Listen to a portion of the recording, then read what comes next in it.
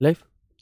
जय हिंद दोस्तों, मैं शिवम गुप्ता स्वागत करता हूं आपका अपने परिवार रोजगार with अंकित पर। उम्मीद करता हूं आप सभी अच्छे होंगे, बेहतरीन होंगे, जिंदाबाद होंगे, एकदम शानदार होंगे। एक बार आप सभी प्यार साथी बताएंगे आप सभी कैसे हैं। Very very very good afternoon, Radhe Radhe, जय श्री कृष्णा, जय हिंद, जय माँ सरस्वती। सभी दोस्तों को सभी प्यार साथी क्लास से जुड़ जाएंगे, बताएंगे आप सभी कैसे हैं और क्या मेरी वॉइस वीडियो आप सभी तक प्रॉपर तरह से पहुंच पा रही है या नहीं। एक बार सभी दोस्त कंफर्म करेंगे, फिर शुरू करते हैं हम अपनी एक शानदार, एक बेहतरीन, एक लाजवाब और एक बहुत ही महत्वपूर्ण क्लास जो कि रहने वाला है प्यारे बच्चे, एक नया टॉपिक जिसका नाम है हमारा यहाँ पर क्लासिफिकेशन का, यानी कि कंप्यूटर का वर्गीकरण। तो बिल्कुल एक बार सभी दोस्त जल्दी से जुड़ जाएंगे। मेरी वॉइस स्लो है क्या, एक बार बताएंगे सभी दोस्त। राधे राधे सभी दोस्त। रश्मि है, नदीम, आयुषी, पुष्पेंद्र, रश्मि, पूजा यादव, कपिल, दिलखुश, गरिमा, बिट्टू, विकास, अनूप, मधुश्री, निवा कुमारी, स्टडी, परमजीत। ठीक है, ओके बच्चे, वॉइस क्लियर है हमारी साइड से, है ना। सभी दोस्त एक बार जुड़ जाएंगे, फिर शुरू करते हैं हम अपने सेशन को। टॉपिक है आपका कंप्यूटर का वर्गीकरण। काफी आसान टॉपिक है। देखिए, हमने कल की परसों की हमने 3 दिन से जो हम टॉपिक पढ़ रहे हैं, वो टॉपिक जब हम पढ़ते हैं तब हमें कठिन से लगते हैं, लेकिन जब हम उसका लास्ट में एक समरी जान रहे होते हैं तो वही टॉपिक हमारे लिए आसान हो जाता है। तो बिल्कुल वैसे ही शुरू के 30 से 35 मिनट में हम अपने टॉपिक को समझेंगे, उसे पढ़ेंगे, फिर उसे उंगलियों पर कैसे याद करना है वो हम यहाँ पर जानेंगे। ठीक है, देखिए, कितना भी प्रोटेस्ट चलता रहे, कितनी भी कुछ भी चीजें चलती रहे, उन सबके साथ में आपको जो एक चीज नहीं छोड़नी है बच्चे, वो है आपकी पढ़ाई। क्योंकि अगर आप दुनिया भर का प्रोटेस्ट करते हो, दुनिया भर का सिस्टम को सुधारने में प्रयत्न करते हो, लेकिन तुम पढ़ाई नहीं करते, तो सुधार तो हो जाएगा, लेकिन उस सुधार का जो फायदा है वो कोई और उठा ले जाएगा। यानी कि जो तुमने मेहनत की थी सुधार करवाने में, वो किसी और के लिए की थी। अब तुम किसी और के लिए तो मेहनत नहीं कर रहे भाई, तुम्हें अपने मम्मी पापा के सपने पूरे करने हैं, हर किसी को अपने अपने के करने हैं। ठीक है ना, तो तुम हर प्रोटेस्ट में जो भी जरूरी हो, जहां पर जरूरी हो वहां पर शामिल जरूर होइएगा, लेकिन उस सबके साथ में अपनी पढ़ाई को मत छोड़िएगा। ये बात आप जरूर ध्यान रखेंगे, है ना। सर, आपकी गाड़ी पर, बिरजा पर 2,000 रुपये का चालान हो गया हाई स्पीड का। भाई तुम्हें कैसे पता? चलो, है ना, आगे बढ़ते हैं और शुरू करते हैं यहाँ पर हम अपनी क्लास को। उससे पहले आप देखेंगे एक बहुत प्यारी सी लाइन है कि, एक बहुत ही प्यारी सी लाइन है कि don't be afraid to fail, be afraid to not to try. यानी कि आपको फेल होने से नहीं डरना चाहिए, आपको डरना चाहिए तो प्रयास ना करने से।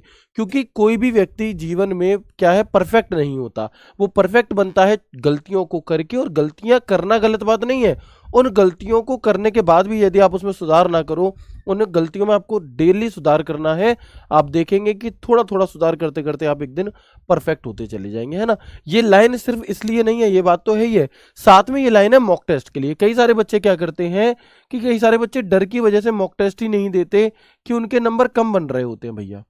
तो बच्चे आपको याद रखना है कि नंबर कम आने से डर नहीं लगना, है ना। कहते हैं ना कि प्यार से डर नहीं लगता साहब, डर लगता है किससे? आपका थप्पड़ से डर नहीं लगता साहब, प्यार से लगता है। वही वाली चीज है। तो आपको यहां पर क्या करना है कि मॉक टेस्ट से नहीं डरना।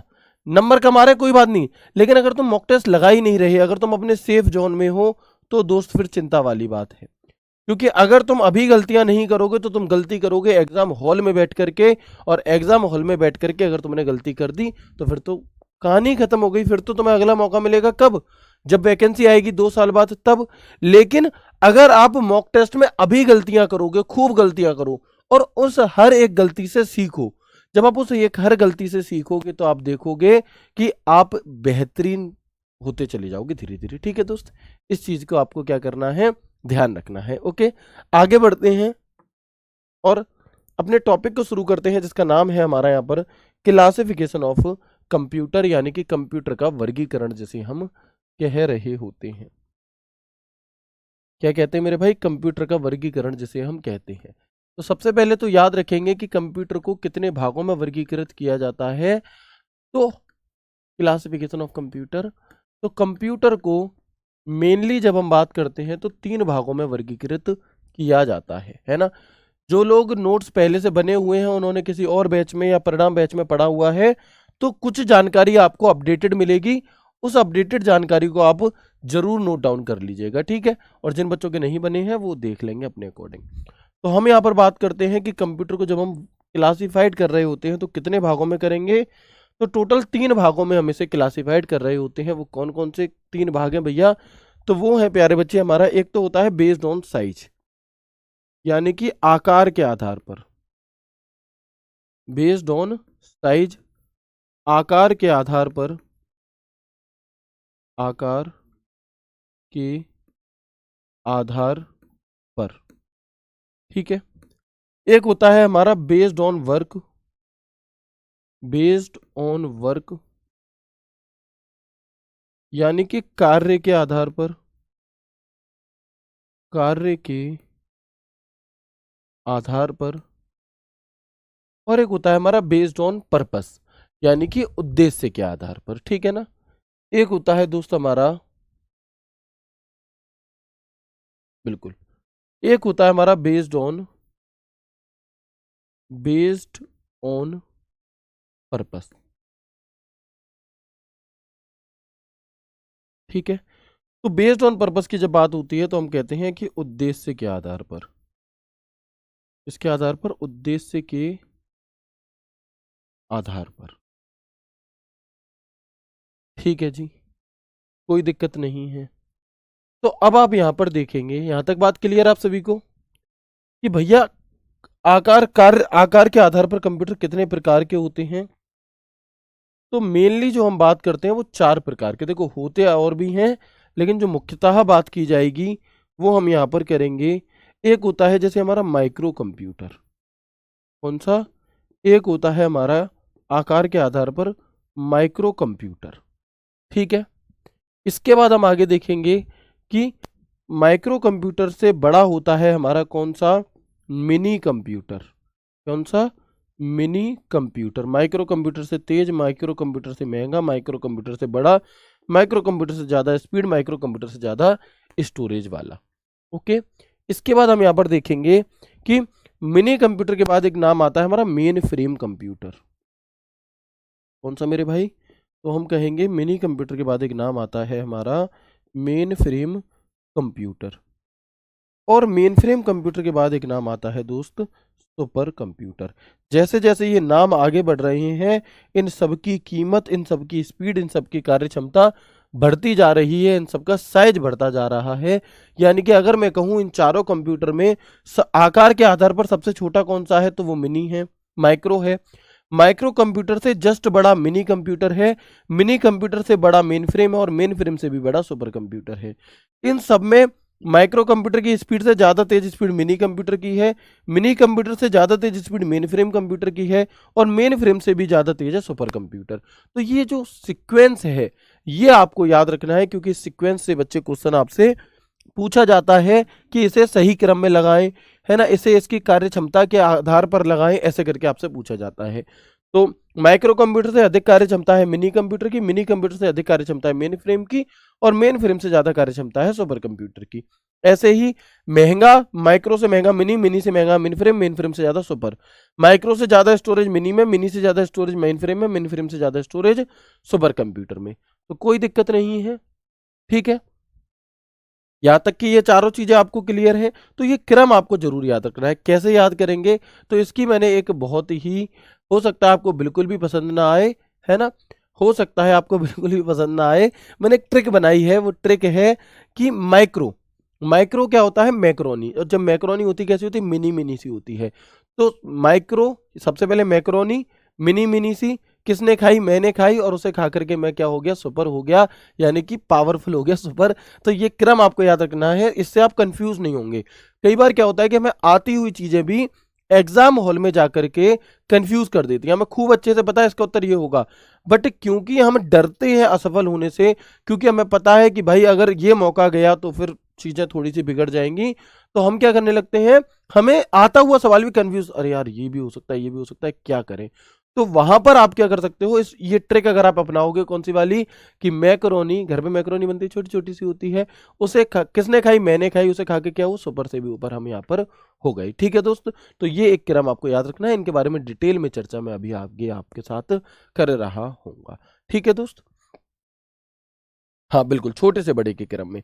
इसके बाद हम बात करते हैं बेस्ड ऑन वर्क, यानी कि कार्य के आधार पर। तो कार्य के आधार पर जो हमारा कंप्यूटर होता है इसे हम ले लेते हैं, लड़कियों का फेवरेट कलर हमारा पिंक। ठीक है जी, चलो। तो आप देखेंगे यहाँ पे कि यहाँ पर हम बात करेंगे एनालॉग कंप्यूटर, एनालॉग कंप्यूटर,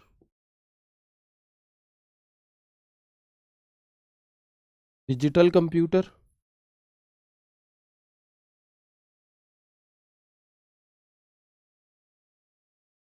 और हाइब्रिड कंप्यूटर, और हाइब्रिड कंप्यूटर। ठीक है, इसके बाद और आगे देखेंगे कि बेस्ड ऑन पर्पस की जब हम बात करते हैं, बेस्ड ऑन पर्पस की जब हम बात करते हैं, तो एक होता है सामान्य उद्देश्य यानी कि for general purpose, for general purpose, और एक होता है मेरे भाई फॉर हमारा स्पेसिफिक पर्पस। कौन सा? For specific purpose. राइट, कोई दिक्कत नहीं है यहां तक? बिल्कुल नहीं होगी। Very good.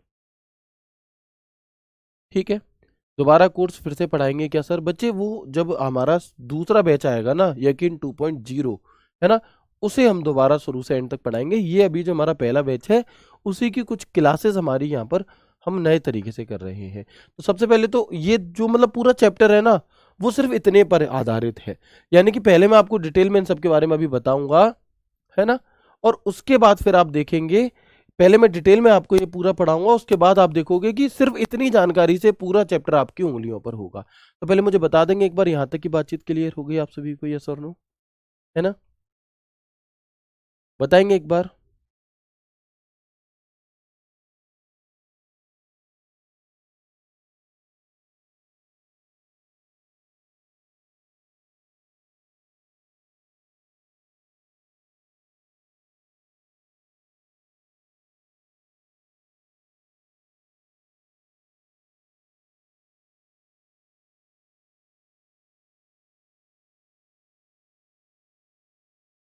बताएंगे एक बार, यहां तक की बातचीत क्लियर है क्या आप सभी को? फिर हम आगे बढ़ते हैं।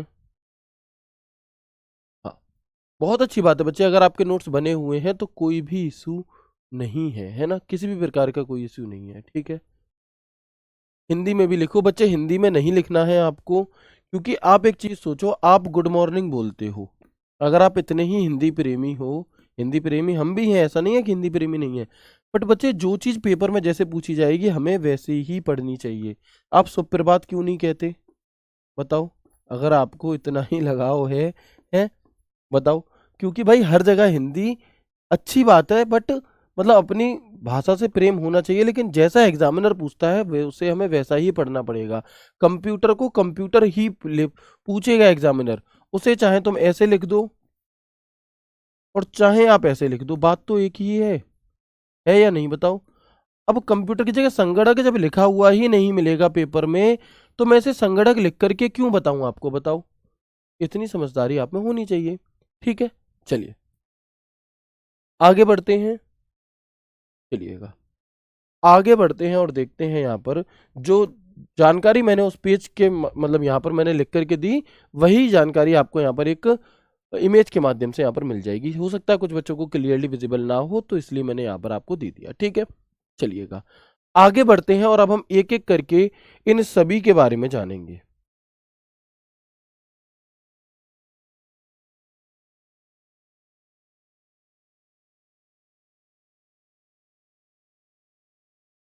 ठीक है, तो अब हम यहाँ पर जानेंगे एक एक करके इन सभी कंप्यूटर के बारे में।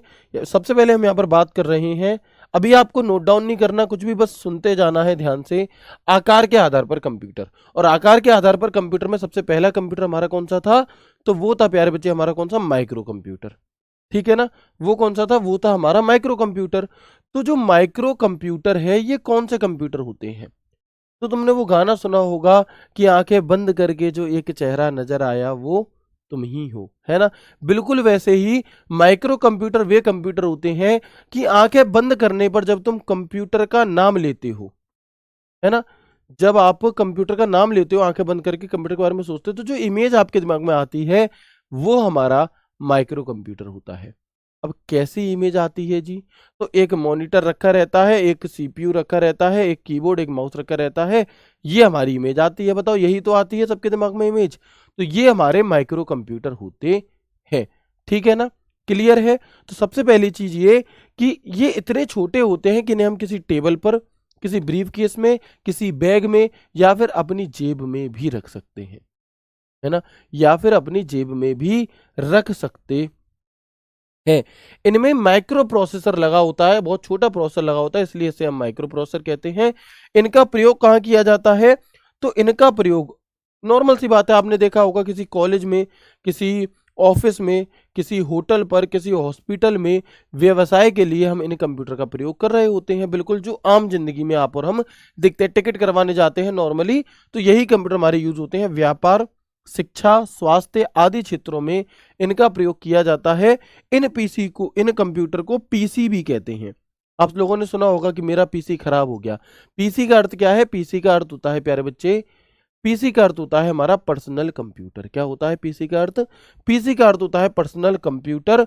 और सबसे पहले जो पहला आपका माइक्रो कंप्यूटर है, सर्वप्रथम आईबीएम कंपनी के द्वारा विकास, दुनिया का सबसे पहला माइक्रो कंप्यूटर मिक्रेल एन नाम का एक कंप्यूटर था, जिसे 1973 में R2E नाम की कंपनी के द्वारा आपका ने विकसित किया। और मिक्रेल एन ये दुनिया का पहला कॉमर्शियल अवेलेबल माइक्रो कंप्यूटर था।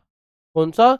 ये दुनिया का पहला available, commercially available micro computer था, जिसे नॉर्मली आम लोग भी यहाँ पर परचेज कर सकते थे। तो अगर आपसे पूछा जाए कि पहला माइक्रो कंप्यूटर कौन सा है, वो मिक्रेल एन है, जो 1973 में आपका बना है। ठीक है सर, हमारी तैयारी का कोई मतलब ही नहीं है, एसएससी स्कैम के आगे कोई फायदा नहीं है, सीटें बिक रही हैं, क्या होगा? बच्चे वो सब बात तुम्हारी सही है, उसके लिए भी तुम्हें खड़े रहना है।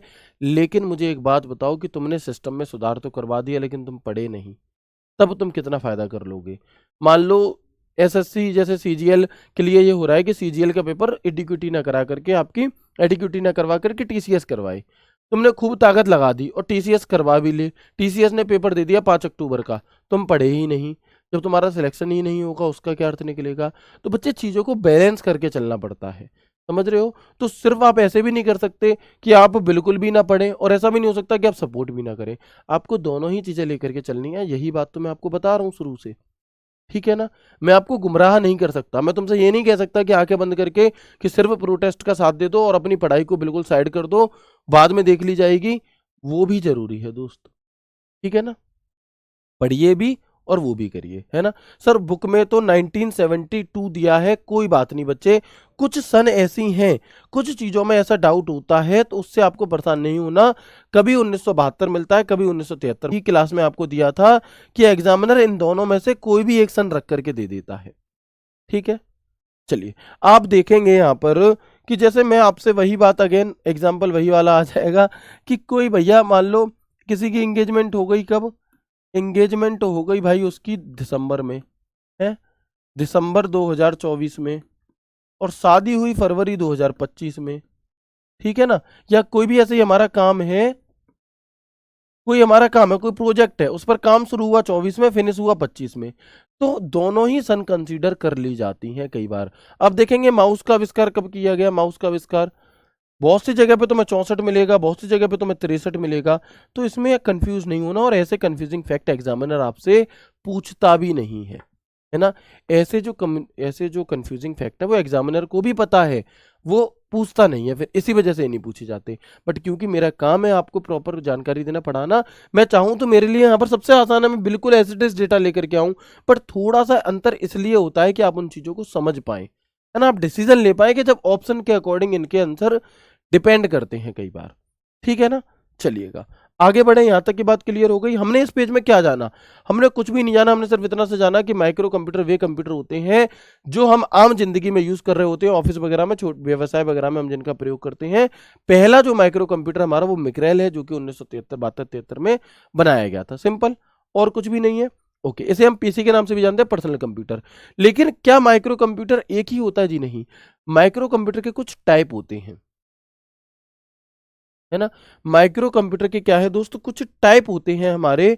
कैसे कैसे? तो माइक्रो कंप्यूटर के टाइप में एक सबसे पहले और सबसे ज्यादा प्रयोग होने वाला टाइप आता है, जिसका नाम है हमारा डेस्कटॉप कंप्यूटर।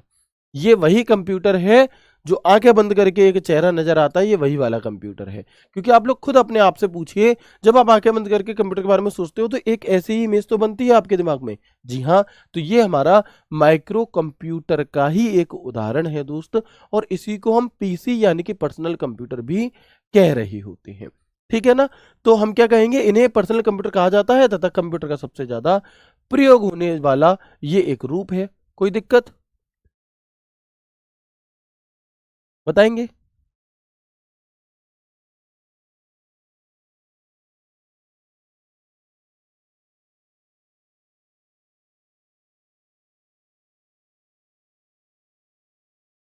ठीक है ना, चलिए कोई दिक्कत नहीं है। अच्छा, जैसे डेस्कटॉप हमारा एक माइक्रो कंप्यूटर, वैसे ही लैपटॉप भी माइक्रो कंप्यूटर के ही टाइप के अंदर आता है। और ये सवाल एसएससी सीएचएसएल प्री में पूछा गया था 2022 वाले में, कि लैपटॉप को किस और अन्य नाम से भी जाना जाता है, तो लैपटॉप को नोटबुक के नाम से भी जाना जाता है, क्योंकि इसे हम लैपटॉप के और नोटबुक की तरह बंद और खोल सकते हैं, तो इसे हम नोटबुक के नाम से भी जानते हैं। लैपटॉप का जो आविष्कार है वो एडम ऑसबर्न ने किया था सन 1981 में। ठीक है जी। एक होता है पाम टॉप, ये लैपटॉप का ही एक छोटा रूप होता है, और इसे क्योंकि हम अपनी पॉकेट में भी रख सकते हैं, तो इसे हम यहाँ पर क्या कहेंगे, इसे हम पाम टॉप यहाँ पर कह देते हैं, है ना।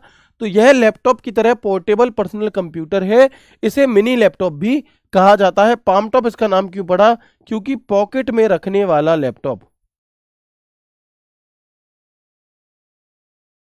पॉकेट में रखे जाने वाला लैपटॉप पाम टॉप, है ना। ऐसा कहीं भी लिखा नहीं है, बट मैं ये एक आपको याद करने के लिए जुगाड़ सी बता दी, ठीक है ना। चलिएगा, इसके बाद हम देखेंगे कि पीडीए। पीडीए क्या है जी, इसकी फुल फॉर्म आपसे पूछ ली जाती है कई बार। तो पीडीए की फुल फॉर्म होती है पर्सनल डिजिटल असिस्टेंट, और ये भी एक प्रकार का ये पोर्टेबल कंप्यूटर, और इसे हम क्या कहते हैं, इसे हम यहाँ पर माइक्रो कंप्यूटर के अंदर काउंट करते हैं। टैबलेट कंप्यूटर, टैबलेट भी हमारा माइक्रो कंप्यूटर के अंदर ही आ जाता है। तो ये जितने भी नाम हैं हमारे, ये सभी के सभी किसके उदाहरण हैं, ये जितने भी नाम हैं दोस्त हमारे, ये सभी के सभी माइक्रो कंप्यूटर के उदाहरण। आपसे सवाल पूछा जाएगा दिए गए 4 विकल्पों में से, मैं आपसे सवाल पूछता हूं,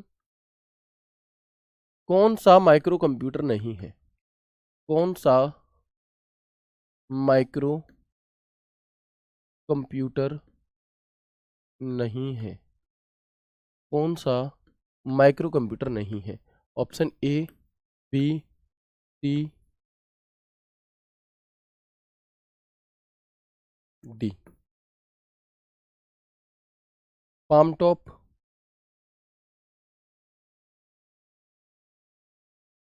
PDP-8, लैपटॉप, डेस्कटॉप। बताएंगे कौन सा हमारा क्या नहीं है, माइक्रो कंप्यूटर नहीं है। वाओ, एक भाई ने इतनी प्यारी बात कही है कि गजब ही कर दिया है। भाई का कहना है कि सर सीएचएसएल प्री में कंप्यूटर आता ही नहीं है। गजब। अर्थात आपका कहने का मतलब ये है दोस्त कि मैं आपको गलत बता रहा हूँ। मेरे भैया, मेरे दोस्त, मेरे भ्राता श्री, 25 नंबर की जीएस आती है, और जीएस के अंदर ही कंप्यूटर आता है। ऐसे तो एनटीपीसी में भी स्पेशली नहीं लिखा कि कंप्यूटर आएगा। 40 में से 7 सवाल पूछे गए, 7 40 में से। समझ रहे हो आप कितना बड़ा वेटेज हो गया 40 में से 7 का? लगभग लगभग आपका 20% से थोड़ा सा कम हो गया, है ना। तो बच्चे ये सभी सवाल जब मैं ऐसे बता रहा हूँ तो ऐसे ही नहीं बता रहा, प्रीवियस ईयर पर पूरा आपका क्या है, रिसर्च की हुई है, याद हुई हैं चीजें, तब जा करके ऐसे बताते हैं ना। चलो आगे बढ़ेंगे, तो बड़ी आसानी से आप कह दोगे भैया जो PDP-8 है ये क्या है, हमारा ऑप्शन बी इस सवाल का बिल्कुल सही उत्तर हो जाएगा। ठीक है। अच्छा, अभी तो मैं बिल्कुल बेसिक तरह से ये सवाल दिखा रहा हूँ, अदर अन्यथा आजकल एग्जामिनर सवाल कैसे पूछ रहा है आपसे, सही मैचिंग करने के लिए कहता है। यहाँ लिख देगा माइक्रो कंप्यूटर, यहाँ लिख देगा मिनी, यहाँ लिख देगा मेन फ्रेम, और यहाँ लिख देगा सुपर। ठीक है।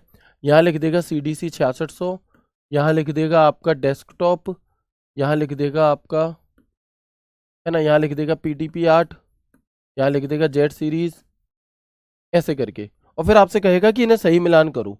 तो माइक्रो कंप्यूटर कौन सा है, डेस्कटॉप। सुपर कौन सा है, CDC 6600, अभी आगे पढ़ाऊंगा। Mini computer PDP-8, Z series main frame की है।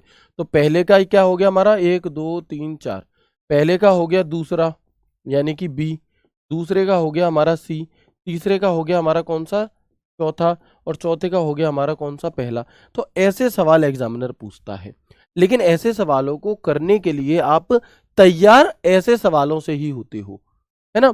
सवाल आसान है, डिटेल वही पढ़नी है जो तुमने पढ़ी है, बट सारी जानकारी को जब आप याद रखोगे अपने दिमाग में, तब जाकर के इन्हें कर पाओगे। समझ रहे हो, आजकल एग्जामिनर ऐसे ही सवाल पूछ रहा है बड़े बड़े।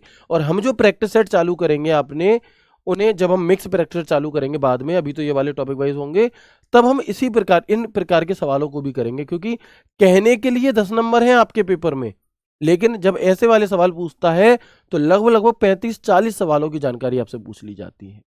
ठीक है, वेरी गुड। आगे बढ़ते हैं,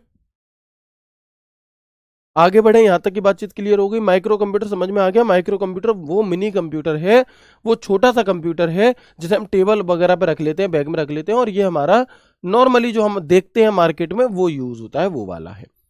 दूसरा नाम आता है मिनी कंप्यूटर, है ना। दूसरा नाम आता है हमारा यहाँ पर मिनी कंप्यूटर। मिनी कंप्यूटर कौन से होते हैं जी? तो मिनी कंप्यूटर कार्य क्षमता में माइक्रो से अधिक तेज होते हैं, अच्छे होते हैं, ज़्यादा स्पीड होती है, महंगे होते हैं, बड़े होते हैं, ज़्यादा स्टोरेज होता है इनमें। पहली चीज तो सिंपल, मिनी कंप्यूटर को मिड रेंज कंप्यूटर भी कहते हैं। क्या कहते हैं? जो मिनी कंप्यूटर है हमारा, इसे हम मिड रेंज कंप्यूटर भी, इसे हम मिड रेंज कंप्यूटर भी कहते हैं। ओके, ये कंप्यूटर मीडियम साइज के होते हैं। ये माइक्रो कंप्यूटर की तुलना में अधिक कार्यक्षमता वाले, अधिक महंगे होते हैं। एक से अधिक लोग इन पर काम कर सकते हैं क्योंकि इनमें एक से अधिक सीपीयू लगे होते हैं। बड़े बड़े डेटा को स्टोर करने के लिए इनका प्रयोग किया जाता है। उदाहरण के तौर पर आपने देखा होगा, जैसे कि आपने देखा होगा रिजर्वेशन होता है हमारा रेलवे में, तो भैया हमने आज से 2 महीने बाद की टिकट रिजर्व कर दी, और जब हम जिस दिन अपनी सीट पर जाकर के बैठते हैं तो टीटी भाई साहब एक प्रिंट लेकर के आते हैं और उनके पास पूरी डिटेल होती है, रोज ना जाने कितनी टिकटें हो रही हैं, और ये सारा डेटा आपके घूमने के बाद भी कहीं ना कहीं स्टोर है। तो वो छोटे से कंप्यूटर में तो स्टोर होने से रहा, तो इसलिए बड़े डेटा को स्टोर करने के लिए मिनी कंप्यूटर का प्रयोग किया जाता है। सिंपल इतनी सी बात याद रखनी है। इनका प्रयोग बड़े बड़े डेटा को स्टोर करने के लिए किया जाता है, लाइक टिकट रिजर्वेशन, बड़े ऑफिस, कंपनी आदि। 1960 में पहला मिनी कंप्यूटर पीडीपी 1 और पीडीपी 8 को सन 1965 में विकसित किया गया था। लेकिन 1900 जो पीडीपी 1 है ये उतना क्या है कि विख्यात नहीं हो पाया, मार्केट में उतना अवेलेबल नहीं हो पाया, उस तरीके से चीजें चली नहीं, है ना। तो इसलिए पीडीपी 8 का नाम ज्यादा था, मतलब जो पूरी तरह से फेमस हुआ ना, जिस वजह से इसे जाना गया कि हाँ भैया मिनी कंप्यूटर भी कुछ होता है, उसका नाम था पीडीपी 8। इसलिए कई बार ऐसा भी होता है कि पहला जो मिनी कंप्यूटर वो पीडीपी 8 को भी कंसीडर कर लिया जाता है अकॉर्डिंग टू ऑप्शन। वैसे पहला मिनी कंप्यूटर पीडीपी 1 है, 1960 में बना, लेकिन पीडीपी 8 को भी पहला मिनी कंप्यूटर कंसीडर कर लिया जाता है, 1965 में ये विकसित हुआ था। इसके अलावा और भी कई सारे हमारे मिनी कंप्यूटर हैं, जैसे कि AS 400 कंप्यूटर, प्राइम कंप्यूटर आदि, बट ये इंपॉर्टेंट नहीं है, ये ज्यादा इंपॉर्टेंट है। ठीक है दोस्त, तो मिनी कंप्यूटर क्या होता है ये बात समझ में आ गई आप सभी को? यस और नो करके बताएंगे मुझे एक बार। ठीक है, तो एक बार आप सभी दोस्त मुझे बताएंगे कि जो मिनी कंप्यूटर है, ये बात आप सभी को क्लियर हो गई? करता बहन जी हमेशा साथ है ना, आप सभी के साथ है। जो बच्चा सच में मेहनत कर रहा है सबके साथ है। ठीक है, तो मिनी कंप्यूटर में भी कुछ ऐसी कठिन चीज नहीं है, बस माइक्रो से बड़ा है, माइक्रो से तेज है, और ये बड़े बड़े डेटा को स्टोर करने के लिए प्रयोग किया जाता है। पहला मिनी कंप्यूटर पीडीपी 1 था, लेकिन जो पूरी दुनिया में विख्यात हुआ पीडीपी 8 था। सिंपल, आगे बढ़ते हैं। अब मिनी से भी तेज की जब हम बात करेंगे भैया, तो नाम आएगा हमारा main frame computer. Main frame computer ये आकार में बड़ा, कार्य क्षमता अधिक, अधिक स्टोरेज, इसका इस्तेमाल सर्वर कंप्यूटर की तरह किया जाता है। मेन फ्रेम कंप्यूटर का प्रयोग बड़ी बड़ी कंपनियों द्वारा खरीदी और बेची गई वस्तुओं का ब्यौरा, जैसे आपने देखा होगा कि जब आप फ्लिपकार्ट से या अमेजोन से या किसी भी अलग ऐसी ई कॉमर्स वेबसाइट से कुछ मंगाते हो, आपने आज से 5 साल पहले कुछ आइटम मंगाया था, उसका बिल आप आज भी डाउनलोड कर सकते हो। तो भाई उस कंपनी को, जिस ई कॉमर्स साइट से आपने उसे मंगाया है, कहीं ना कहीं उसे स्टोर करके रखा गया होगा, तभी तो आप डाउनलोड कर पा रहे हो आज भी। तो वही बड़े बड़े डेटा, ये कैसे डेटा होगा, ये बड़े डेटा हो गए। इन बड़े डेटा को स्टोर करने के लिए हम किसका प्रयोग करते हैं, हम मेन फ्रेम कंप्यूटर का प्रयोग कर रहे होते हैं। जैसे बैंक का डेटा हो गया, तुम तुरंत जा करके क्या है, 2 रुपए की टॉफी दे देना अंकल जी, और ऐसे करके तुम क्या है फोटो खींच लेते हो कि आज बहुत दिन से क्या है कि शाम का टाइम हो गया, थोड़ा सा मन चल रहा है, थोड़ी सी जीभ चटपटा मांग रही है कुछ, एक काम करो 10 रुपए के मोमोज लगा दो, और तुमने 10 रुपए मोमोज खा के तुरंत पेमेंट कर दिया। अब जो तुमने तुरंत पेमेंट करा, बैंक के पास एक एक, है ना, बैंक के पास एक एक रुपए का आपका हिसाब होता है ना। तो भैया वो जो स्टेटमेंट है, तुम एक एक रुपया अठन्नी चवन्नी जो भी तुम खर्च कर रहे हो, उसे कंप्यूटर, उसे बैंक अपने पास स्टोर करके रखेगी। तो उसके लिए जो बड़े डेटा चाहिए वो हमारा यहाँ पर ऐसे कंप्यूटरों में, मेन फ्रेम कंप्यूटर में स्टोर करके रखा जाता है। कर्मचारियों का डेटा, बिल तैयार करना, बल्क डेटा प्रोसेसिंग, इंडस्ट्री आदि में इसका प्रयोग किया जाता है।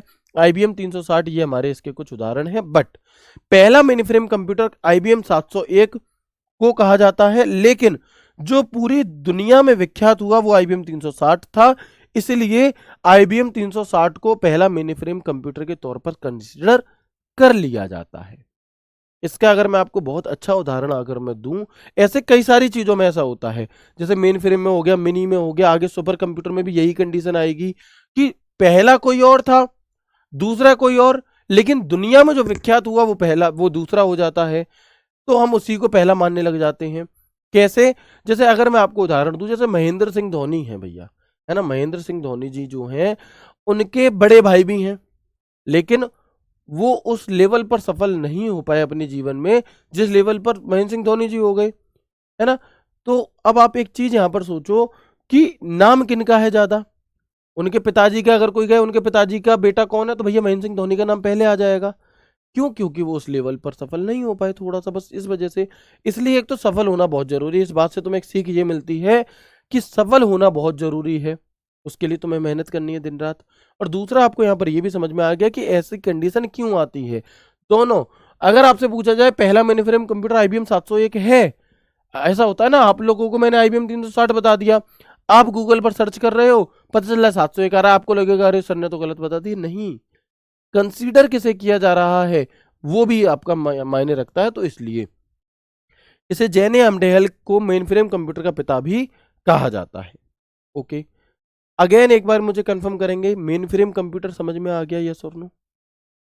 ठीक है, अगेन एक बार दोस्त मुझे बता देंगे कि मेन फ्रेम कंप्यूटर जो है वो समझ में आ गया। अभी आपको लग रहा होगा सर इतने बड़े बड़े पैराग्राफ कैसे याद होंगे। बच्चे, पूरे पैराग्राफ याद नहीं करने, सिर्फ कुछ की पॉइंट याद करने हैं, जिन्हें मैं आपको ऐसे ही खड़े होकर के रिवाइज करा दूंगा और तुम्हें भी अपने आप याद हो जाएंगी। ठीक है, बस एक बार as a theory, as a मतलब मैं कहूँ एक स्टोरी की तरह आप इसे समझ करके चलो। ठीक है दोस्त, आगे बढ़ते हैं।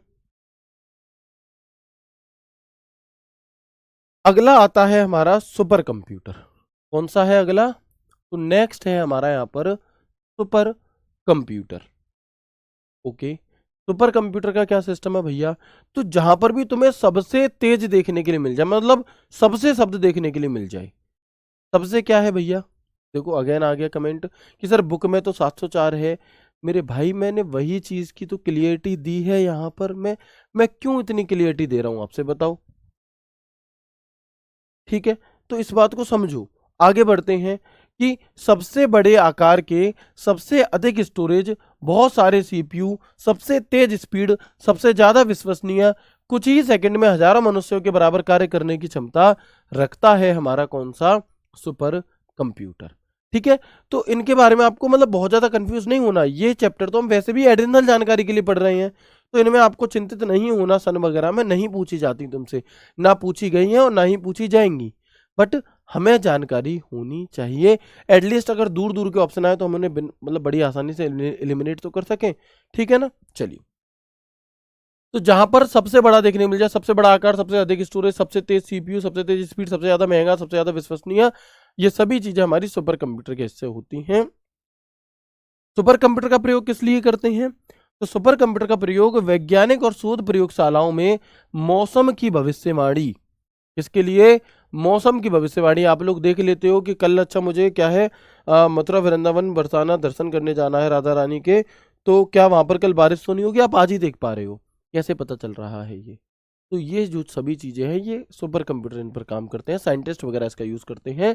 मौसम की भविष्यवाणी, अंतरिक्ष यात्राओं के लिए आंतरिक यात्रियों को भेजना, हाई लेवल एनिमेशन एवं क्रिटिकल कैलकुलेशंस आदि में इनका प्रयोग होता है। आपने देखा होगा जैसे चंद्रयान भेजा गया तो वो कितने बजे वहाँ पर पहुँचेगा, कितने बजे वो लैंड कर जाएगा, वो सारी कैलकुलेशन पहले से ही निश्चित होती है कि यहाँ से इतने बजे चलेगा, उतने बजे पहुँच जाएगा, ये होगा वो होगा। तो वो सभी चीज़ें जो क्रिटिकल कैलकुलेशंस होती हैं वो इन्हीं के द्वारा की जाती हैं। ठीक है। सुपर कंप्यूटर की स्पीड को किस में मापा जाता है? तो सुपर कंप्यूटर की जो स्पीड है उसे फ्लॉप्स में मापा जाता है। किसमें? सुपर कंप्यूटर की स्पीड को फ्लॉप्स में मापा जाता है, फ्लोटिंग पॉइंट ऑपरेशंस पर सेकंड। ठीक है, ये हमारे सुपर कंप्यूटर हैं। अब बात आ जाती है हमारी कि दुनिया का, विश्व का सबसे पहला सुपर कंप्यूटर कौन सा है? और यहाँ पर भी वही कंडीशन आकर के फंसती है कि दो नाम निकल करके आते हैं। एक नाम तो आता है हमारा CDC 6600, एक नाम आता है दोस्त हमारा CDC 6600 सुपर कंप्यूटर का, और एक नाम निकल करके आता है हमारा कौन सा? क्रे 1 सुपर कंप्यूटर। ठीक है, तो आप देखेंगे कि सुपर कंप्यूटर का आविष्कार किसने किया? सैमुअल क्रे ने किया। फर्स्ट सुपर कंप्यूटर हम किसे कहते हैं? CDC 6600 को भी कहते हैं और क्रे 1 को भी कहते हैं। CDC 6600 बना था 1964 में, क्रे 1 बना है 1976 के आसपास बाद में। लेकिन पूरे विश्व में जो ख्याति प्राप्त करी वो किसने करी? वो क्रे 1 ने करी। तो ये ऑप्शन पर निर्भर करेगा कि आपसे कैसे सवाल पूछा जा रहा है। यदि आपसे सवाल पूछा जाता है बताओ विश्व का पहला सुपर कंप्यूटर कौन सा है, और CDC 6600 ऑप्शन में ही नहीं है, तो आप आंखें बंद करके क्रे 1 को लगा दोगे। अच्छा, अगर आपसे पूछा जाता है विश्व का पहला सुपर कंप्यूटर कौन सा है? CDC 6600 है, क्रे 1 नहीं है, तो CDC 6600 लगा दोगे। अच्छा, विश्व का पहला सुपर कंप्यूटर कौन सा है? CDC 6600 भी है और क्रे 1 भी है, तो CDC 6600 क्योंकि पहले आया है ये लगाओगे। अगर ये कहता है कि बताओ कौन सा वह सुपर कंप्यूटर जिसने विश्व स्तर पर ख्याति प्राप्त करी, और फिर CDC 6600 और क्रे 1 है, तो आप क्रे 1 लगाओगे। तो ये चीजें निर्भर करती हैं सवाल की लैंग्वेज पर और हमारी, है ना। तो क्या है हमारा यहाँ पर निर्भर करती हैं आपकी सवाल की लैंग्वेज पर और ऑप्शंस पर। ठीक है, चलो आगे बात करते हैं। अब हम यहाँ पर क्रे 1 जो कंप्यूटर है इसे 1975 में बना लिया गया था, लेकिन इसे सर्वप्रथम लॉस एलामोस नेशनल लेबोरेटरी में सन 1976 में सबसे पहले क्या है रिप्रेजेंट किया था, स्थापित किया था। अगर आपसे पूछे कि विश्व का सबसे तेज सुपर कंप्यूटर इन प्रेजेंट कौन सा है ना, वर्तमान में विश्व का सबसे तेज सुपर कंप्यूटर हमारा कौन सा है, तो आप कहेंगे कि भैया वो हमारा EL कैपिटन है। कौन सा है? वो याद रखना हमारा EL कैपिटन है। पहले फ्रंटियर हुआ करता था अमेरिका का, लेकिन अभी हाल ही में नवंबर दिसंबर में ये चेंज हुआ, और अब हमारा EL कैपिटन जो है ये विश्व का सबसे तेज सुपर कंप्यूटर में गिना जाता है। ठीक है, फ्रंटियर पहले हुआ करता था। फुगाकू जापान का एक कंप्यूटर है, ये क्रम स्पीड के अकॉर्डिंग नहीं है, बस ऐसे है। जापान का कंप्यूटर कौन सा है super computer? Fugaku. Lumi Finland का है, लेनार्डो इटली का है, तिहाने चाइना का है। भारत का सबसे तेज सुपर कंप्यूटर कौन सा है? तो वो एरावत है। भारत का जो सबसे तेज सुपर कंप्यूटर इन प्रेजेंट है वो कौन सा है हमारा? वो हमारा यहाँ पर एरावत सुपर कंप्यूटर है। और एरावत किसका नाम था? तो एरावत इंद्रदेव के हाथी का नाम था। किसके? इंद्रदेव के हाथी का नाम था एरावत, जो कि मन की गति से भी तेज चलता था। मन की गति से तेज, अगर तुमने सोचा कि अभी तुम्हें केरल पहुंचना है तो तुमने सोचा और तुम पहुंच गए, इतनी तेज चलता था। ठीक है ना, तुमने सोचा कि तुम्हें आज स्विट्जरलैंड घूमने जाना है, तुमने सोचा और तुम पहुंच गए, इतनी तेज। ठीक है ना, चलिए क्लियर है दोस्त यहां तक की बात। आगे बढ़े तो यहां पर जो हमारे 4 कंप्यूटर थे उन चारों के बारे में हमने मोटा माटी जानकारी ले ली, है ना। एक बार मैं आपको क्विक रिवीजन अगर सिर्फ इनके नाम से करा दूं ऐसे ही, तो बेस्ड ऑन साइज यही सबसे ज्यादा समय हमारे यहाँ पर लेते हैं। Which country is EL capital? बच्चे जो EL कैपिटल है ये अमेरिका का है ना, अमेरिका का। सर कल क्लास होगी, एक मैं आपको इंपॉर्टेंट जानकारी दे दूं दोस्त, और वो इंपॉर्टेंट जानकारी आपकी ये है कि कल क्लास होगी और उसमें मैं आपका समय चेंज करूंगा क्लास का। हो सकता है मुझे शायद समय चेंज नहीं करना पड़ेगा, सॉरी नहीं करना पड़ेगा, चल जाएगा। चलो ठीक है, कोई दिक्कत नहीं है। हाँ कल क्लास होगी, ठीक है। चलो तो मैं यहाँ पर आपको बता रहा था माइक्रो कंप्यूटर सबसे छोटे होते हैं, डेली लाइफ में जो आप और हम यूज करते हैं वो माइक्रो कंप्यूटर है, दैट्स इट। मिक्रेल 1 पहला माइक्रो कंप्यूटर 1973।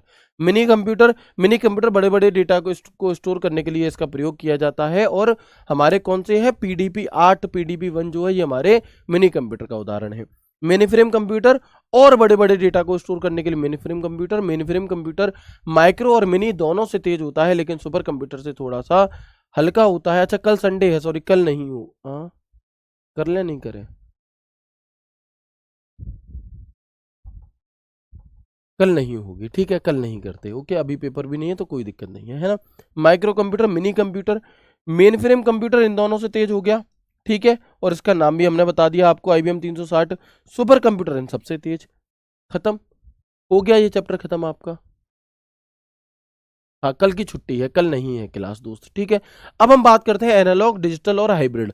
जितनी देर में ये हुए हैं उतनी देर नहीं लेंगे, 5 मिनट में ये आपके हो जाएंगे, समझिएगा इसे क्या है।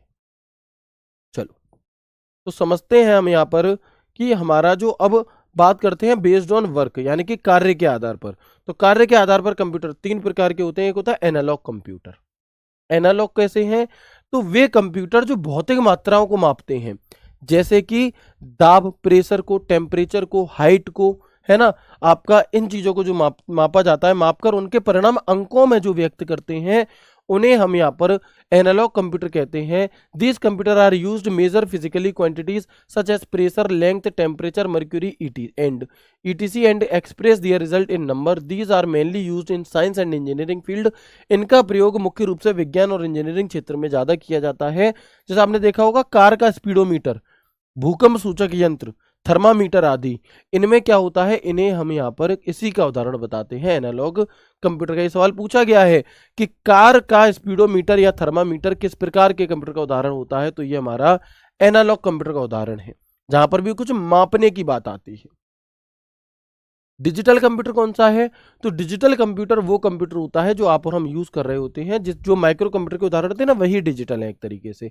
और ये क्या है कि सामान्यतः हम जिन कंप्यूटर की बात करते हैं डिजिटल कंप्यूटर होते हैं जो बाइनरी नंबर अर्थात 0 और 1 के आधार पर काम करते हैं। डेस्कटॉप, लैपटॉप, स्मार्टफोन, वॉच वगैरह ये सभी हमारे डिजिटल कंप्यूटर हैं। और आखिरी में आता है हाइब्रिड कंप्यूटर। तो आपको सिर्फ इतनी सी बात याद रखनी है कि हाइब्रिड कंप्यूटर वे कंप्यूटर होते हैं जो एनालॉग कंप्यूटर और डिजिटल कंप्यूटर, है ना, जो एनालॉग कंप्यूटर और डिजिटल कंप्यूटर दोनों के गुण जिसमें विद्यमान होते हैं। जैसे जब आप पेट्रोल पंप पर पेट्रोल डलवाने जाते हो तो आप देखते हो वहां पर जो मशीन लगी होती है वो उसने डाला कि 100 रुपये डाल दो, 100 रुपये का डाल दो, 105 रुपये का डाल दो, है ना। तो जब आपने 100 और 105 रुपये का ऐसे करके डाला तो भाई उसने पहले तो माप दिया, अपने आप कैलकुलेट कर दिया कि 105 रुपये का कितना पेट्रोल बनेगा, और उसने पैसे भी दिखा दिए वहां पर। आपने कहा 5 लीटर डाल दो, तो एक तो 5 लीटर ही निकलेगा उसमें से, और कितने रुपए का निकलेगा वो भी। तो वहां पर हमारा एनालॉग भी काउंट हो रहा है और डिजिटल, क्योंकि उसे कैलकुलेट करके दे रहा है। तो ऐसे कंप्यूटर जिसमें एनालॉग और डिजिटल दोनों कंप्यूटर के गुण विद्यमान हो, एनालॉग तथा डिजिटल को मिश्रित रूप को हाइब्रिड कंप्यूटर कहा जाता है। इसके द्वारा भौतिक मात्राओं को अंकों में परिवर्तित करके उसे डिजिटल रूप में ले आते हैं। इनका प्रयोग हॉस्पिटल हो गया, रक्षा क्षेत्र हो गया, विज्ञान आदि में किया जाता है, जैसे ECG रिपोर्ट के लिए, इलेक्ट्रॉनिक ब्लड प्रेशर मशीन के लिए, डायलिसिस मशीन के लिए, पेट्रोल पंप पर, thermometer, ATM machine, ultrasound machine आदि, इनमें हम हाइब्रिड कंप्यूटर का भी प्रयोग कर रहे होते हैं। एक बार अगेन मुझे बताएंगे कि हमारा जो यहाँ पर दूसरा टाइप था बेस्ड ऑन वर्क, ये आपको क्लियर हो गया या नहीं हुआ, ठीक है ना। वेरी गुड सर, कंप्यूटर याद नहीं होता बच्चे, याद जिस चीज को तुम याद करना चाहोगे वो नहीं होगी, जिसे नहीं करना चाहोगे वो हो जाएगी, है ना। कैसे याद नहीं करना है, इसे समझना है। एक बात सोचो, जिससे तुम बात करते हो, क्या तुमने उसे कभी याद किया, नहीं किया, अपने आप याद आती है अपने आप तुम्हें याद हो जाता है। क्यों, क्योंकि भैया तुम समय दे रहे हो, तुम सुबह उठते ही मैसेज कर रहे हो, तुम रात में सोते टाइम मैसेज कर रहे हो, तुम दोपहर में खाना खा रहे हो तब मैसेज कर रहे हो, सुबह दोपहर शाम तुम बात करने में लगे हो, तो याद किए बिना भी याद हो गई कुछ लोग, है ना। लेकिन जिस चीज को तुमने समय ही नहीं दिया, तुम बस 20 मिनट पढ़ रहे हो, 30 मिनट पढ़ रहे हो, तुम सोच रहे हो याद हो जाए, कैसे हो जाएगा याद, बताना जल्दी से, ठीक है। तो भाई समय दो, जिस चीज को जितना ज्यादा समय दोगे, बार बार पढ़ोगे, बार बार करोगे अपने आप चीजें याद होंगी। ठीक है, रटना नहीं है, समझना है। आपसे कोई पूछेगा नहीं, आपसे कोई ऐसे नहीं पूछेगा बिना ऑप्शन के बताओ ये क्या होगा, आपको 4 ऑप्शन दिए जाएंगे। ठीक है ना, आगे बढ़ते हैं और देखते हैं। इसके बाद अब हम यहाँ पर देखते हैं आपका बेस्ड ऑन पर्पस, कि उद्देश्य के आधार पर जो कंप्यूटर हैं हमारे वो कितने प्रकार के होते हैं। यहाँ पर उद्देश्य के आधार पर दो उद्देश्य हैं जी। एक तो है हमारा सामान्य उद्देश्य, है ना, है ना। एक तो है दोस्त हमारा सामान्य उद्देश्य कंप्यूटर, जो कि जनरल पर्पस के लिए, जिनका प्रयोग आप और हम नॉर्मल सब लोग कर रहे होते हैं, वो जनरल पर्पस कंप्यूटर हमारा हो गया। ठीक है, डॉक्यूमेंट बनाने के लिए, ये सभी चीजें। एक होता है स्पेसिफिक पर्पस कंप्यूटर, जो किसी विशेष कार्य के लिए बनाए जाते हैं, जैसे कि आपने देखा होगा म्यूजिक स्टूडियो हो गए, या फिर अंतरिक्ष विज्ञान, मौसम विज्ञान। तो जब अपनी अकॉर्डिंग आप कंप्यूटर बनवाओगे वो स्पेसिफिक पर्पस हो गया, सिंपल। ठीक है, चलिए, तो यहाँ पर हमारा जो क्लासिफिकेशन ऑफ कंप्यूटर का टॉपिक था वो हो जाता है खत्म। लेकिन अभी रुके रहना है, क्योंकि मैं आपको शॉर्ट नोट्स प्रोवाइड कराने वाला हूँ, मतलब कैसे आप इसे कम समय में याद कर सकते हैं वो मैं आपको यहाँ पर बताने वाला हूँ। ओके, अब एक बार आप देख लें यहाँ पर कि देखो, बेस्ड ऑन साइज 4 प्रकार के कंप्यूटर। माइक्रो कंप्यूटर, मिक्रेल इसका उदाहरण है, ये आम जिंदगी में प्रयोग होने वाले कंप्यूटर हैं जो हमारे ऑफिस, हॉस्पिटल वगैरह में होते हैं। ठीक है, मिनी कंप्यूटर इससे तेज होते हैं, बड़े बड़े डेटा को स्टोर करने के लिए। PDP-1, PDP-8 इसका उदाहरण है।